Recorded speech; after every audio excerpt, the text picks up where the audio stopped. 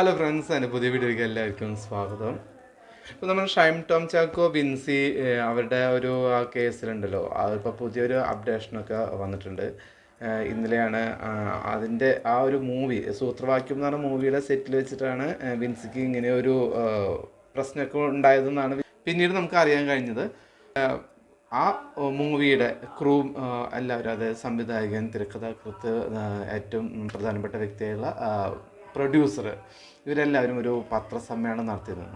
അപ്പോൾ ആ ഒരു പ്രസ് മീറ്റിൽ അവർ വിൻസി പറഞ്ഞിട്ടുള്ള കാര്യങ്ങളെ എല്ലാം തന്നെ തള്ളിയ മട്ടിലാണ് എല്ലാവരും സംസാരിച്ചിരിക്കുന്നത്. സൂത്രവാക്യം എന്ന് പറഞ്ഞുള്ള മൂവിയുടെ പുതിയൊരു സംവിധായകനാണ് കേട്ടോ, യൂജിൻ എന്നാണ് അദ്ദേഹത്തിൻ്റെ പേര്. യൂജിൻ ഉണ്ടായിരുന്നു, സ്ക്രിപ്റ്റ് റൈറ്റർ റെജിനസ് ബാബു ഉണ്ടായിരുന്നു, പിന്നെ പ്രൊഡ്യൂസർ ഒരു തെലുങ്ക് ലാംഗ്വേജ് എന്നുള്ളൊരു വ്യക്തിയാണ്. അദ്ദേഹത്തിൻ്റെ ഫസ്റ്റ് മലയാളം മൂവി ആണെന്ന് തോന്നുന്നു. 3 പേരുമാണ് പ്രധാനമായിട്ടും വാർത്താ സമ്മേളനത്തിൽ ഒരുപാട് ചോദ്യങ്ങൾ സ്വാഭാവികമായിട്ടും ഇപ്പോൾ ചർച്ച ചെയ്യപ്പെടുന്ന ഒരു വിഷയമായതുകൊണ്ട് ഒരുപാട് ചോദ്യങ്ങൾ അവരോട് ചോദിക്കണ്ടായി. അപ്പോൾ അതിൽ പ്രധാനമായിട്ട് ചോദിച്ചതെന്ന് വെച്ച് കഴിഞ്ഞാൽ, ചോദിക്കുന്നത് വിൻസി പറയുന്നത് ആക്ച്വലി സിനിമ സെറ്റിലുള്ള ആളുകൾക്ക് ഈ വിഷയം അറിയാമായിരുന്നു. സ്വാഭാവികമായും സിനിമ പൂർത്തീകരിക്കുക എന്ന് പറയുന്ന വലിയ സ്ട്രഗിളാണ്. അപ്പോൾ അതിന് സ്ട്രഗിൾ ചെയ്തത് കണ്ടതുകൊണ്ടും സിനിമ സെറ്റിലുള്ള ഇതുമായി ബന്ധപ്പെട്ടോ പറഞ്ഞതുകൊണ്ടുമാണ് ഞാൻ അവിടെ ഒരു പ്രശ്നം ഉണ്ടാക്കാതിരുന്നത് എന്നാണ് വിൻസി പറയുന്നത്. അപ്പോൾ ചോദിക്കുന്നത് അവർ പറയുന്നത് തെറ്റാണെന്നാണ് നിങ്ങൾ പറയുന്നത്? ഏത് ടെക്നീഷ്യൻസിനാണ് ഇതറിയാമെന്നുള്ളത് പറഞ്ഞിട്ടില്ല. ചിലപ്പോൾ അവർ സഹപ്രവർത്തകരായ ആരോടെങ്കിലും പറഞ്ഞിട്ടുണ്ടാവും, പക്ഷേ ചീഫ് ടെക്നീഷ്യൻസിന് ആർക്കും ഈ ഒരു അറിയില്ലായിരുന്നു.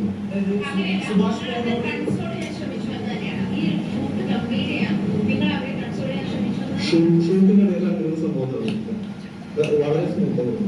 അവർക്ക് അങ്ങനെ ഒരു ഡിസ്കംഫർട്ട് ഉണ്ടായിട്ടുണ്ടെങ്കിൽ അവർക്ക് അതിന്റെ എല്ലാ പ്രിവിലേജോടും കൂടി നമ്മൾ സപ്പോർട്ട് കൊടുക്കും. പക്ഷെ നമ്മുടെ അറിവിൽ അവർ ലൗഡ് ആയിട്ട് ഇഷ്യൂ ആയിട്ട് അവർ ഉണ്ടായിരുന്നില്ല.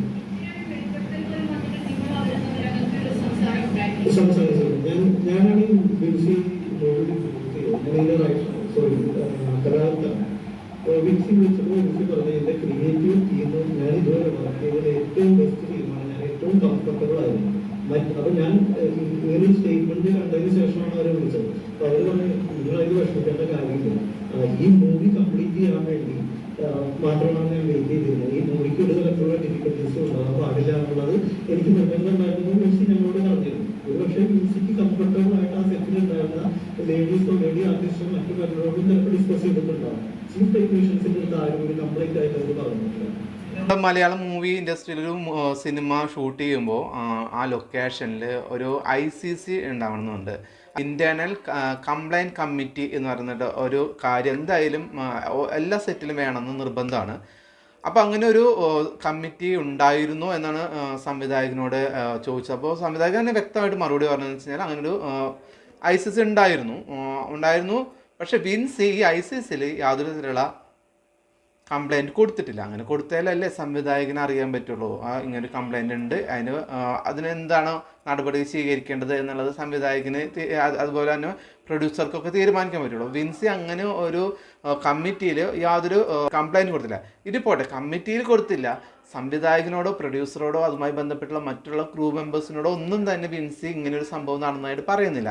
ഈ ഒരു സംഭവം എപ്പോഴുണ്ടായെന്ന് വെച്ച് കഴിഞ്ഞാൽ, ഇവർ ഒരു ലഹരി വിമുക്ത എന്തൊരു ക്യാമ്പയിൻ്റെ ഭാഗമായിട്ട് അവരൊരു പ്രസംഗത്തിൻ്റെ ഇതിലാണ് ചെറുതായിട്ട് ഇതൊന്ന് കൊളത്തി വിടുന്നത്.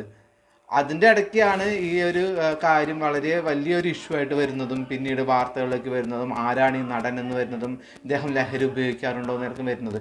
ഇപ്പോൾ അദ്ദേഹത്തിൻ്റെ അറസ്റ്റിലോട്ട് വരെ വന്നു. അപ്പോൾ അത് ചെറിയ കാര്യമല്ല, പക്ഷേ ഇത് ഈ സിനിമയെ ഇത് ബാധിക്കുന്ന തരത്തിലോട്ട് വന്നു. അതായത് ഇപ്പോൾ OTT റിലീസിനൊക്കെ ആണെങ്കിൽ OTT പ്ലാറ്റ്ഫോമിൽ ഒരുപാടുണ്ട്. അവരൊക്കെ എടുക്കുമ്പോൾ ഒരു ചിത്രത്തിന് വിവാദങ്ങളുണ്ടോ, ഇത് കുടുംബ പ്രേക്ഷകർ കാണുമോ, അങ്ങനെയൊക്കെ നോക്കിയിട്ടാണ് ഇത് എടുക്കുന്നത്. അവരപ്പോൾ ഇത് എടുക്കാനായിട്ട് OTT എടുക്കാനായിട്ട് വളരെയധികം പുറകോട്ട് പോകും. അങ്ങനെയാണ് അതിൻ്റെ സ്ക്രിപ്റ്റ് റൈറ്റർ രജനീസ് ബാബു പറഞ്ഞിട്ടുള്ളത്. ഇത്തരം ഇഷ്യൂസ് വരുന്നത് സിനിമയുടെ ഡിജിറ്റൽ റൈറ്റ്സും സാറ്റലൈറ്റും ഒക്കെ വളരെ പ്രശ്നമാണ് ഇപ്പോഴത്തെ കാലഘട്ടത്തിൽ. കാരണം നമുക്കിപ്പോൾ ഡിജിറ്റൽ സാറ്റലൈറ്റ് റൈറ്റ്സും വരേക്ക് പോകുന്നില്ല ഒരു സിനിമയിൽ. അപ്പൊ ഇത്തരം ഒരു ആരോപണം കൂടെ ഉണ്ടെങ്കിൽ അതിന് 100% എഫക്ട് ചെയ്യും. അപ്പൊ അവർ ഈ അസോസിയേഷനിൽ കംപ്ലൈന്റ് ചെയ്തപ്പോഴും ഈ പടവും ഈ കംപ്ലൈന്റ് ചെയ്യപ്പെടുന്ന വ്യക്തിയുടെയും പേര് അനോണിമസ് ആയിട്ട് കീപ്പ് ചെയ്യണം എന്ന് പറഞ്ഞിട്ടാണ് അവർ കംപ്ലൈന്റ് കൊടുത്തത്. പക്ഷെ എനിക്കൊരു മീഡിയ സ്റ്റേറ്റ്മെന്റ് നമുക്ക് കിട്ടി, ഇത് നമ്മുടെ ഹീറോയിന്റെ പേരും ഈ പടത്തിന്റെ പേരും മീഡിയക്ക് കിട്ടിയത് ഈ പറയുന്ന പ്രൊഡ്യൂസർ അസോസിയേഷനിലെ കസ്റ്റോഡിയൻ പോലെ നിൽക്കുന്ന ഒരു വ്യക്തിയുടെ കയ്യിൽ നിന്ന് തന്നെയാണ് കിട്ടിയെന്ന് പറയുന്നത്.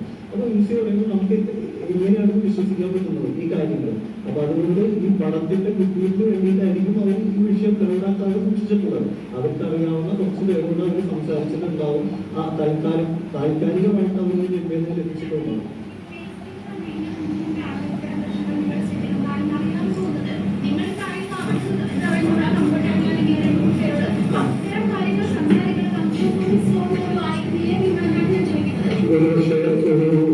എന്താ പറയാ, ഡയറക്ടറോടോ അല്ലെങ്കിൽ അതിന്റെ കോ ടെക്നീഷ്യൻസിനോടോ ആ വാക്കിന്റെ ഇടയിൽ അവരെ ബുദ്ധിമുട്ടിക്കണ്ടെന്ന് വെച്ചിട്ടായിരിക്കും തുറന്നു പറയുന്നത്.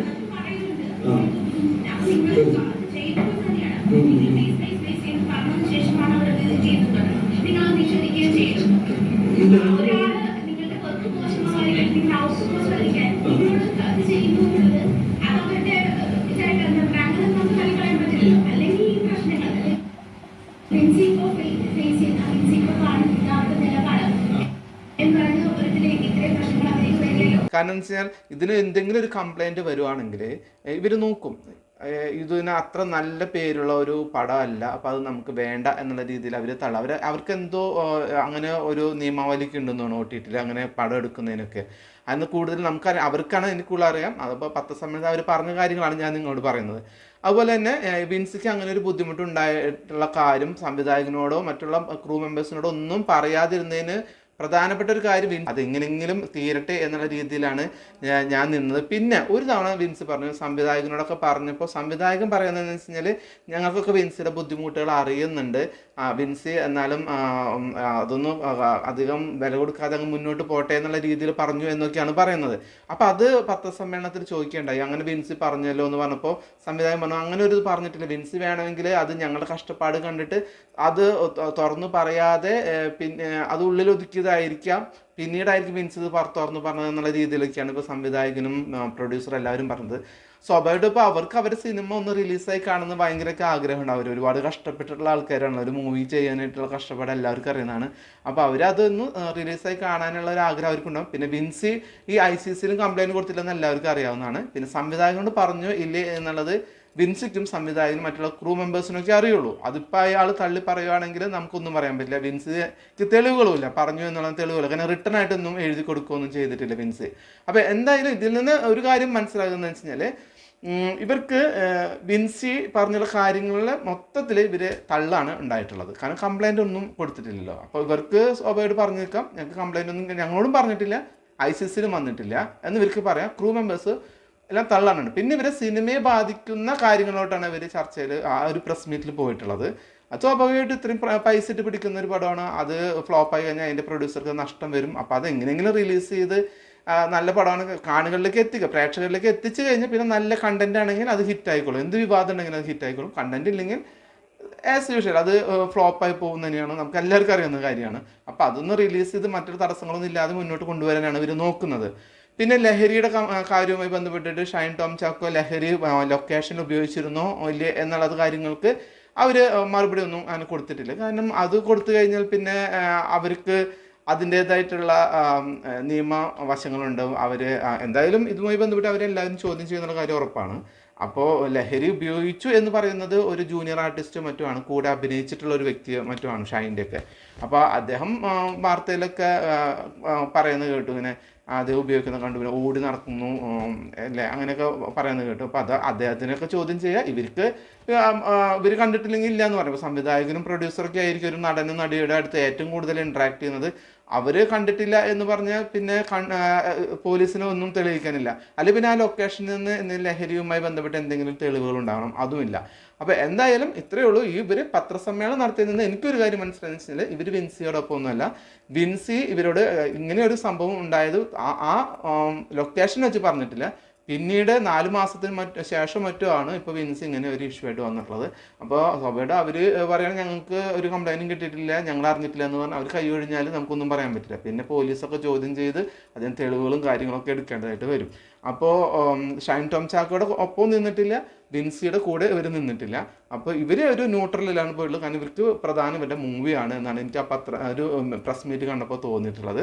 ഇനി വിൻസിയുടെ ഫ്യൂച്ചർ എന്തായിരിക്കും എന്ന് ചോദിച്ചു കഴിഞ്ഞാൽ, വിൻസി ഇനിയിപ്പോൾ സിനിമ കിട്ടുന്ന കാര്യം ഇത്തിരി ബുദ്ധിമുട്ടാണ്. ഇപ്പോൾ എല്ലാ നടിമാർക്കും അങ്ങനെ തന്നെയാണ്. ബോൾഡായിട്ട് അഭിപ്രായങ്ങൾ തുറന്നു പറയുന്ന നടിമാരെ എടുക്കാനായിട്ട് ബുദ്ധിമുട്ടായിരിക്കുമല്ലോ എല്ലാവർക്കും. കാരണം ഒരു സിനിമയിലെ സംവിധായകൻ, പ്രൊഡ്യൂസർ, കൂടെ അഭിനയിക്കുന്ന നടന്മാർ അവരൊക്കെ വളരെ നന്നായിട്ട് പെരുമാറിയാലും വേറെ ഏതെങ്കിലും ഒരു വ്യക്തി നടിയുമായിട്ട് മോശമായിട്ട് പറഞ്ഞാൽ അത് വന്ന് തുറന്നു പറഞ്ഞാൽ പോലും ഇതേപോലത്തെ കാര്യങ്ങൾ തന്നെയാണ് ഫേസ് ചെയ്യേണ്ടി വരുന്നത് മൊത്തം ക്രൂവിന്. അപ്പോൾ വിൻസ് ഇത്രയും ബോൾഡായിട്ട് കാര്യങ്ങൾ തുറന്നു പറയുമ്പോൾ എല്ലാവർക്കും ഒരു പേടിയുണ്ട്, ഇനി അടുത്ത ലൊക്കേഷൻ എങ്ങനെയായിരിക്കും എന്തായിരിക്കും എന്നുള്ളത്. അതിനും ഭേദം പ്രശ്നങ്ങളില്ലാത്തൊരു നടിയെ വെച്ചിട്ട് സിനിമ ചെയ്താൽ പോരെ എന്നതിലേക്ക് എത്തും. അതാണ് ഇവിടെ ഏറ്റവും വലിയൊരു പ്രശ്നം വരുന്നത്. അതുകൊണ്ട് പല നടികളും തുറന്നു പറയാനായിട്ട് മുന്നോട്ട് വരില്ല എന്നാണ് എനിക്ക് തോന്നുന്നത്. അങ്ങനെ വരുന്ന നടികളെ വെച്ച് സിനിമ ചെയ്യാനും ഈ സിനിമാ പ്രവർത്തകർ മുന്നോട്ട് വരുന്നു എനിക്ക് തോന്നുന്നത്. അതാണ് ഇതിൻ്റെ ഒരു പ്ലസ് മൈനസ്. തുറന്നു പറയണമെന്ന് എല്ലാവരും പറയുന്നിടത്ത് തുറന്നു പറഞ്ഞു കഴിഞ്ഞാൽ ഈ നടികൾക്ക് വരുന്നിട്ടുള്ള എന്ന് പറയുന്ന അവരുടെ സിനിമകളോ എണ്ണം കുറയുന്നു, അല്ലെങ്കിൽ അവർ സിനിമയിൽ നിന്ന് തന്നെ വാഷ് ഔട്ടായി പോകുന്ന തരത്തിലുള്ള കാര്യങ്ങളാണ് വരുന്നത്. അപ്പോൾ എന്തായാലും പ്രസ് മീറ്റൊക്കെ കഴിഞ്ഞിട്ടുണ്ട്. ഇത് ഈ കേസ് എവിടെ എത്തുമെന്ന് നമുക്ക് പറയാൻ പറ്റില്ല. എന്തായാലും ഷൈൻ ടോം ചാക്കോയ്ക്ക് ജാമ്യമൊക്കെ കിട്ടിയിട്ടുണ്ട്. ജാമ്യത്തിന് അദ്ദേഹത്തിന് വീണ്ടും ഹാജരാകാൻ പറഞ്ഞിട്ടുണ്ട്. ഈ കേസ് അങ്ങനെ തന്നെ പോകും. അദ്ദേഹത്തിന് മുൻപത്തെ ഒരു കേസ് ഉണ്ടായിരുന്നത് അതിപ്പോൾ അപ്പീൽ പോകാമെന്ന് പറയുന്നത് കേട്ടു. ഗവൺമെൻറ് അപ്പീൽ പോകുന്നുണ്ട്, എന്താകും ഒന്നും അറിയില്ല. എന്തായാലും സിനിമ ലൊക്കേഷനുകളിൽ ലഹരി ഉണ്ട് എന്നുള്ളത് ഇതിൽ നിന്നും വ്യക്തമാണ്. കാരണം ഷൈൻ ടോം ചാക്കോ തന്നെ പറഞ്ഞു അദ്ദേഹം ഉപയോഗിക്കാറുണ്ട് എന്ന് പറഞ്ഞു. അദ്ദേഹത്തിന് ഒരു ലേഡിയുമായിട്ട് ഇതുമായി ബന്ധപ്പെട്ടിട്ട് അദ്ദേഹം പറഞ്ഞു അവരുമായിട്ട് ഞാൻ അവരിൽ നിന്ന് മേടിക്കാറുണ്ട് എന്ന കാര്യത്തിലൊക്കെ അദ്ദേഹം പറഞ്ഞിട്ടുണ്ട്. അപ്പോൾ എന്തായാലും ലഹരി വിമുക്തമായ കേരളം എന്നുള്ള രീതിയിലേക്ക് ഇപ്പോൾ സിനിമ ലൊക്കേഷനിലേക്കൊക്കെ ഒരുപാട് അന്വേഷണങ്ങളൊക്കെ പോകേണ്ടി വരുന്നതാണ് എനിക്ക് തോന്നുന്നത്. അതെന്തായാലും സർക്കാർ ശക്തമാക്കും തന്നെയാണ് എനിക്ക് തോന്നിയിട്ടുള്ളത്. അപ്പോൾ വിൻസി അങ്ങനെ ഒരു കാര്യത്തിലോട്ട് ഇപ്പോൾ ഹേമ കമ്മിറ്റി റിപ്പോർട്ടിന് ശേഷം വീണ്ടും ഇപ്പോൾ സിനിമാ രംഗം ഒന്ന് ചൂട് പിടിച്ചിരിക്കുന്നത് ഈ ഒരു കാര്യത്തിലാണ്. അപ്പോൾ എന്തായാലും അടുത്തൊരു വീഡിയോയുടെ വരുന്നവരെ എല്ലാവർക്കും ബൈ.